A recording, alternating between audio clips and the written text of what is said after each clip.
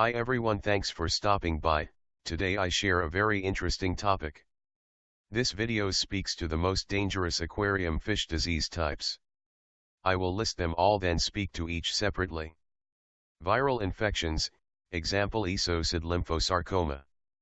Bacterial infections, example Pseudomonas fluorescens, which will result in fin rot. Fungal infections. Water mold infections, example Saprolegnia sp. Metazoan parasites, example, copepods.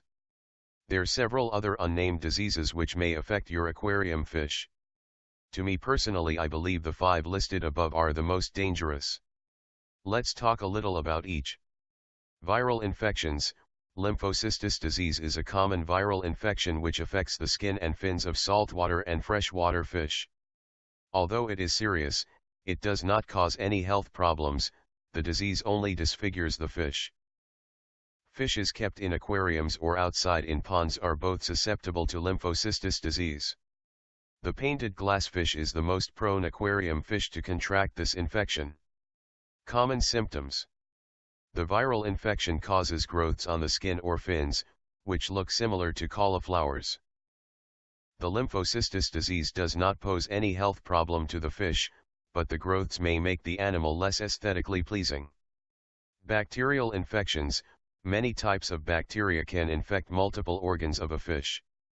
One such common infection is caused by the Aeromonas salmonicida bacteria. It is generally due to poor sanitation or nutrition, and is recognized by the red ulcers which cover the fish.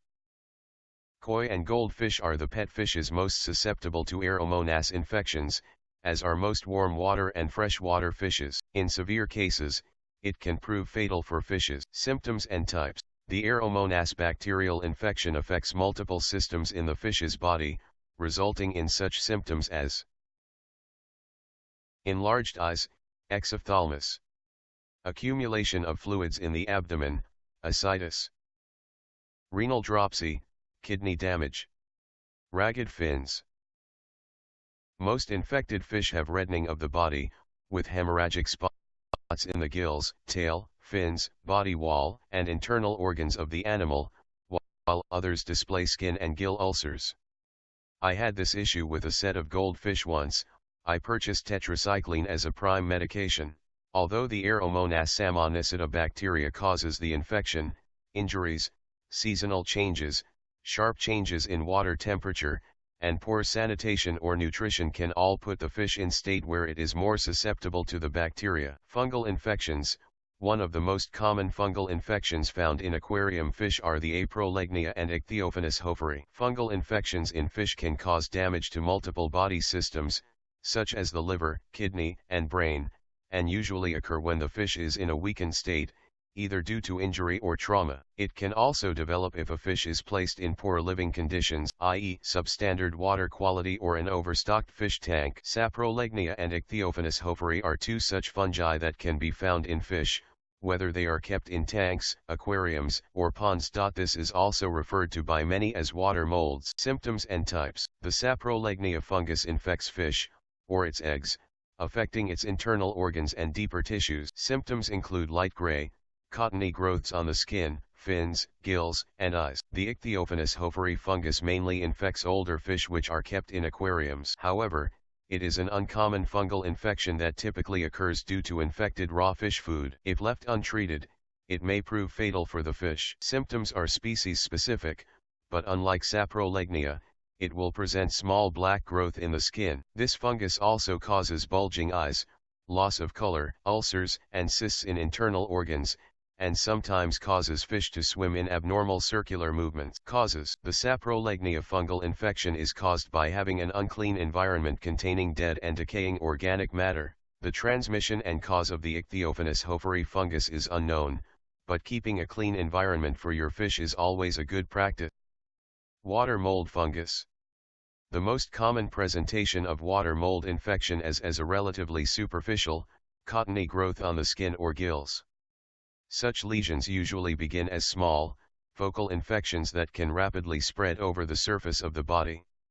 It is not unusual for large lesions to suddenly appear within 24 hours.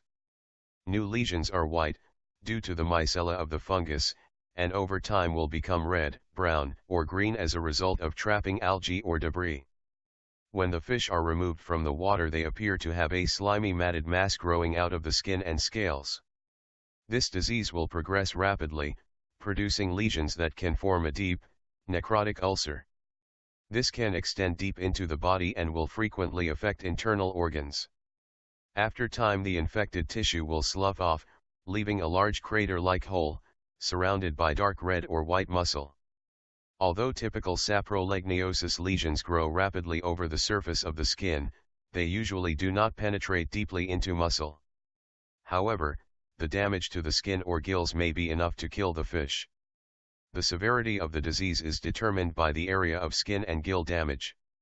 The larger the area affected, the greater the osmotic stress and electrolyte imbalance. Skin wounds due to net damage or other trauma increase the risk of infection. Many oomycetes display a seasonal reoccurrence.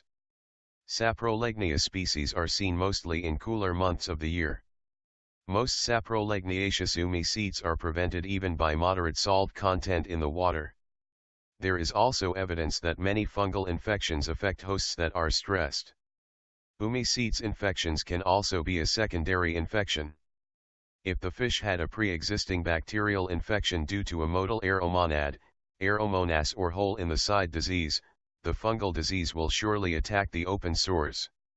So, basically, there are many factors which can contribute to this disease. It is suggested to research thoroughly all contributing factors before diagnosis is made. Treatment and control. Formagreen is good at controlling algae, molds and fungus, but won't always work on this problem, depends on the severity. Erythromycin would be the best for treating this problem. Erythromycin will also kill cyanobacteria in marine tanks, red algae, and black algae Aspergillus niger. Metazoan parasites. Metazoan parasites include the myxozoans, helminths, and crustaceans, and are common in both wild and cultured fish. Fish frequently serve as intermediate or transport hosts for larval parasites of many animals, including people.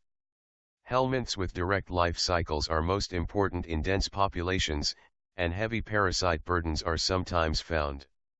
In general, heavy parasite burdens seem to be more common in fish originating from wild sources. These include myxozoans, monogenians, nematodes, leeches, and crustaceans. These parasites should all be treated as soon as seen on your aquarium fish. Sorry this video is so long, but I had to share in details the information researched. Catch you next time for another in the series. Bye for now.